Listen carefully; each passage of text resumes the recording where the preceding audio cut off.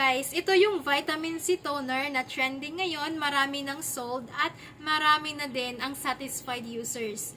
Dahil na-remove yung pecas, melasma, pimples, and dark spots nila. Pumuti, kuminis at na-moisturize yung skin nila dahil dito kay vitamin C toner. Kaya, kung problema ninyo ang dry skin, pecas, melasma, pimples, and dark spots, huwag na kayong magdalawang isip na gumamit nitong vitamin C toner. Guys, hindi ito nakakatakot gamitin kasi super mild lang nito. No alcohol, no harmful chemicals, hindi mahapde, at walang pamamalat. Rich in vitamin C ang toner na ito, kaya healthy na healthy ito sa skin natin. Safe din ito for breastfeeding moms and pregnant moms. And 12 years old above ay pwede nang gumamit nito.